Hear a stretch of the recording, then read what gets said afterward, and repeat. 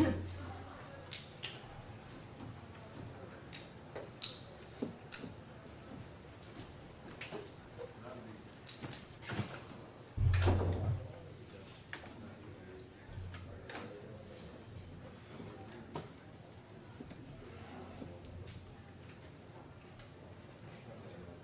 for UNC, this is the 12th College World Series, first since 2018.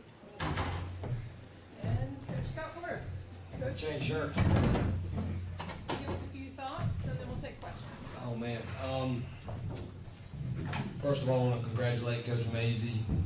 First of all, on an unbelievable career. He gave me an opportunity I'll never forget about in 2005, and he was really good to me, and he was really good to me.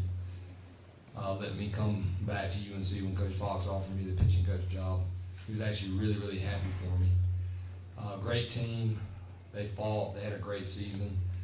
They gave us all we could handle.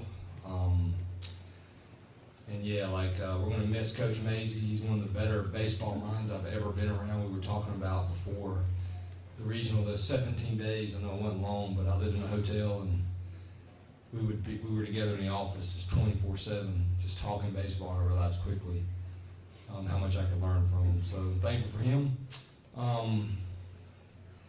And yeah, these guys up here in this team,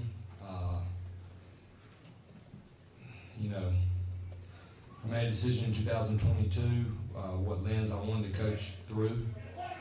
Had that mirror conversation and decided that if I'm going to claim to be a man of faith, I've got to coach through that avenue.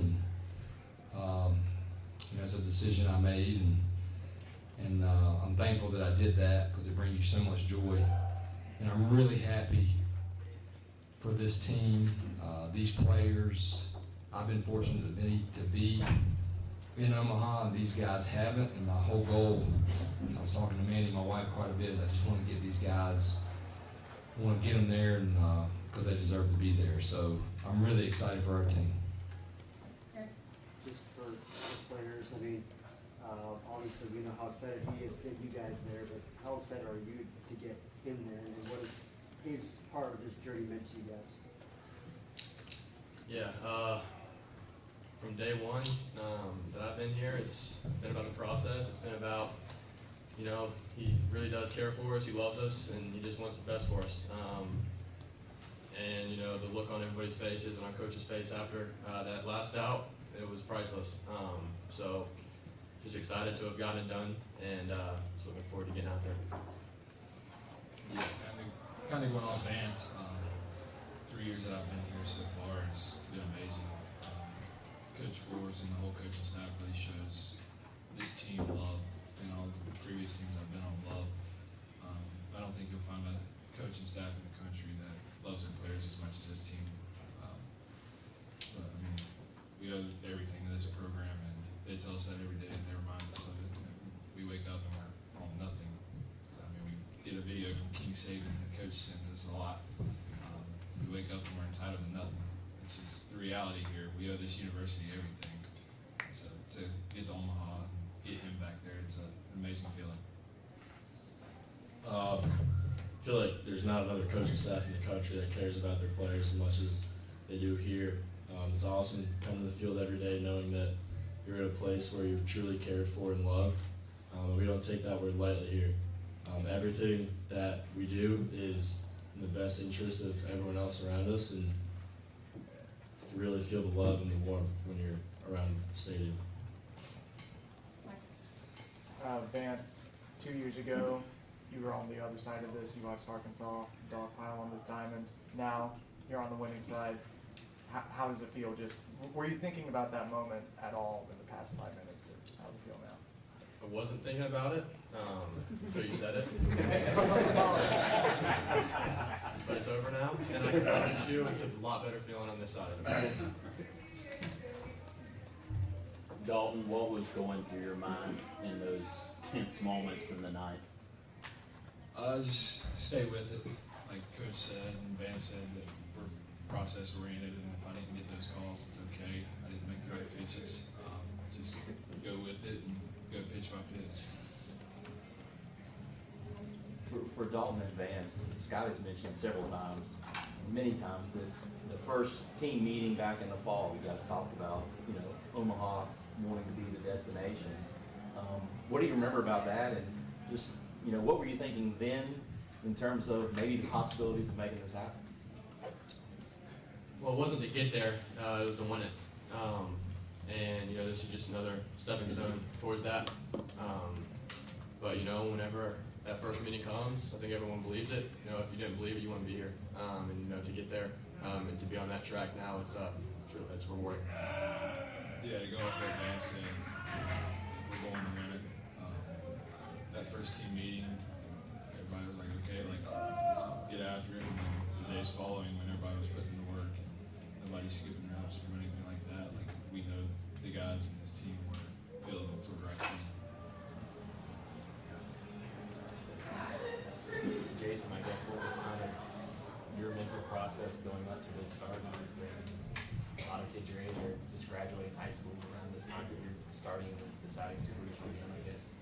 Were there people that reached out to you, or was it kind of, I mean, I know you were going to say, you know, treat it as the same start, but it's got to feel a little bit different for that. Definitely had a lot of texts going into today's game, but I think the biggest thing is, you know, wasn't too happy with last weekend. Coaches were great with helping me out and working with me, and kind of just reminded me to stay within myself. Don't have to try to do too much. You can just go out there and execute, and I mean, that's all credit to them for giving me the game plan to go out there and do it. Coach, considering the moment and, you know, basically it's just how remarkable of an outing was that? I was just admiring his tag on his hat. You know, honestly, it didn't surprise me. He's a special kid, ultra competitive. Here's a kid that gave up his senior year in high school, trusted us, him and his family. You know, we thought doing that would give us a better chance to get him here, and little did we know that he would get even more draft attention because he pitched so well. And we had that group that came to summer school, and they just really were special. And we had guys here like Knapp and Poston and other guys. Vance was here; he was still rehabbing, and they really helped these guys along the way. But these guys saw it right away, this freshman class, how talented they were and how many arms we had. And you know, I had a really good feeling about Jason today in the matchup. And you know, him and Coach Gaines and Coach Howe, they had a plan, and the pitcher has to go out there and execute it. It's fun calling pitches because I've been there when he's throwing it like he did tonight. Vance, for you, back-to-back pitches are going to hit home runs, and then of course the next time up you lay down with the push. Was that something you kind of thought you would do just because they weren't expecting it? And how do you think that kind of ignited the offense there? Yeah, in that inning there were 2 quick outs in front of me. All you're trying to do is just get to the next guy. So I thought that was a good opportunity to do it. You know, with them shifting 3 guys on the left side, you know, all I needed to do was just get it. Just get the pitcher moved 5 feet or so. It worked out, and then, you know, Casey and Parks just kept it going. And that's just kind of the depth of our lineup, and, you know, doesn't matter if it's, you know, no outs or 2 outs, 2 strikes, we get it done. Coach, you talked about Vance's game. He kind of showed the elements of what makes him such a great player: the speed, the power, the throwing arm, the range on defense. I mean, they all came together tonight. I mean, I've been saying this in the beginning of the season, he's the best player in the country, and I believe that. I also said that when somebody asked me, you know, what's your approach this season, is I remember Vance and I meeting, and he said, Coach, just trust us and jump on our back. And that's what I've done. I've read that on my game card today: trust the players, trust the coaches. But that just shows what he changes the game. Obviously the unbelievable catch, but I mean, he just threw a BB to first base like not many people can make that play, and starts us off with that home run. You know, I'm just going to keep jumping on his back while we head to Omaha. Jason, just what are some of your earliest memories, you know, watching the College World Series as a kid, and just, you know, what does it kind of mean to have those dreams realized tonight? I think it's always been a goal of mine from as soon as I started playing to win a national championship and, you know, go to Omaha. It's pretty awesome watching that game tonight after I came out, just kind of try not to focus on it, but it's in the back of your mind a little bit, like, we're going to go, like, we're going to do this. So it's pretty awesome. Where did you end up in that draw? I was on the bottom. Jason, I had a question for you. Coach mentioned you skipped senior year of high school and you'd be graduating this year. You started here at 17. Just being as poised as you are, most freshmen don't have that kind of poise that you do. What's the mindset behind that for the whole season, really? I think that comes from a lot of the older guys.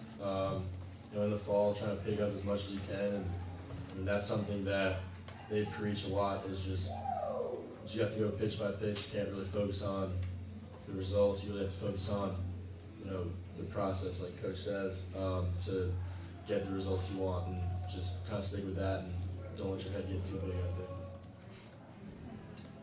Coach, you've helped UNC advance to the College World Series multiple times as a part of the program, but does that feeling differ at all as the head coach of the program? Really, it doesn't. We were talking about as a team before we started this.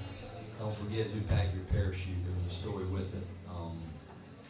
But the reason I'm sitting in this position is because Coach Fox took a chance on a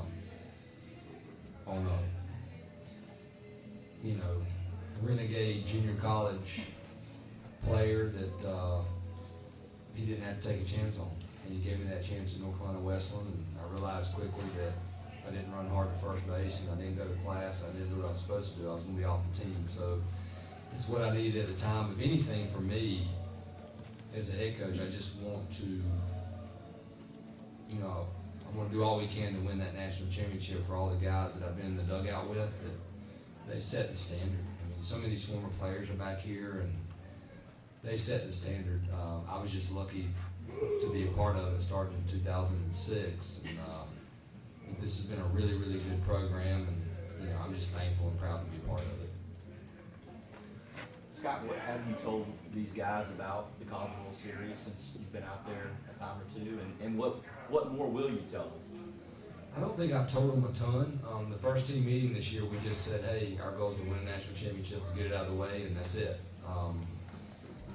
But I have told them to trust us coaches and trust the staff. Coach Howell's coached in 2 national championships. Coach Wiersbicki's played in Omaha and been a coach in Omaha in 18. Coach Gaines was on teams that was in Omaha, and he also went in 18. I just said, hey, this team's good enough to get to Omaha. It's hard.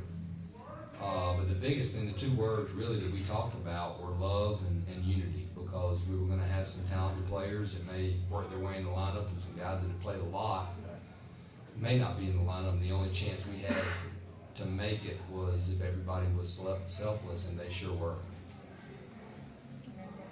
Scott, Randy was talking about just how the fans really got their money's worth the last 2 nights. Just a few words on how competitive these games were. You look at some of the other scores around the country, and it's not necessarily the case. Yeah. I talked to the team last night, and I said, hey, if you guys want to, bridge the gap a little bit and make it a little bit easier on us coaches, go ahead. But it did surprise me we were in that burner, and I just have to say, I've never seen it that good of an atmosphere. We've had great atmospheres here, and that's a credit to everybody coming out, everybody paying attention to this team, how they play. They play the right way, they respect the game. And that helped us. That helped us, that helped this team get to the College World Series, and I'm hoping that will continue to grow, because college baseball is at an all-time high. And, I'm excited for all of our teams and these young guys that'll be back here, seeing that this is what it's supposed to look like, and if you do what you're supposed to do, you got a chance to play in front of that big of a crowd. Dalton, during that 9th inning, were you in the same mentality as Monday night against LSU? This is my game, this is my inning from start to finish? Yeah, absolutely. On the mound, you can't really think about if they're going to bring in somebody else. If they would have brought somebody else in, I wouldn't be really worried about it. I have trust in the guys behind me that come out of that bullpen. I was trying to take it pitch by pitch. When you make more mistakes, you put more pressure on yourself, and you start thinking about the bigger picture, thinking if they're going to take you out or if they're going to leave you in. So just trying to take it pitch by pitch. Dalton, how much confidence as a reliever come in after a start like that? It gives the bullpen a lot of confidence. Knowing that your starter is going out there and he's giving you quality innings, holding offense like that down, it's gives a lot of confidence. Got time for one or two more, Adam. Dalton, how much did you have to hustle on the final to get over there to make the final out? Because it looked like it was going to be close with Parks having to back up a little bit on it. And then once you're able to get to the bag, what was the celebration? What was the celebration like when everybody sort of just converged out there? I had to dig it over there. I don't know if y'all know this, but I'm not a runner. Neither is Harbor. So I had to dig it pretty good to get over there. Then after I caught the ball and hit the bag, I just unbelievable feeling. Vance, were there any conversations in the locker room today with front coach that you guys were one away, or was it just business as usual?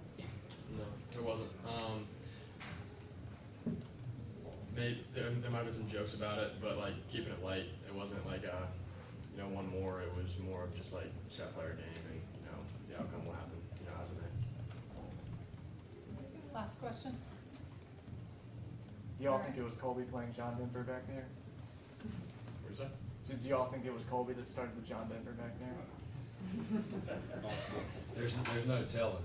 Tell you about the type of group we had. Vance found me right before the game started. Coach, you look nervous tonight. We got you. All of you just messing with me, or maybe I did look nervous because I was nervous.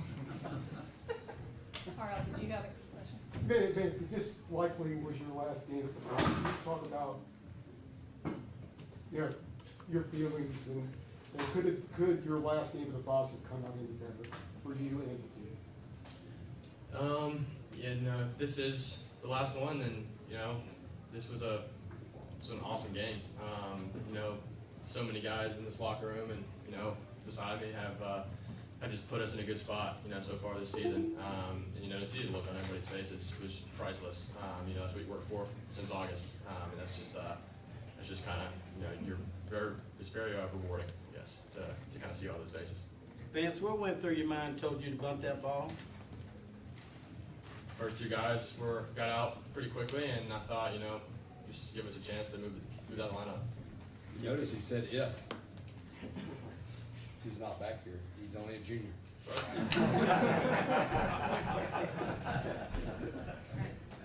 Thanks so much, y'all. Thank y'all. Congratulations. Thank you. Appreciate it, guys. Thank you all, guys. I'll be in there. Everybody's in there. Just send somebody to lock the door.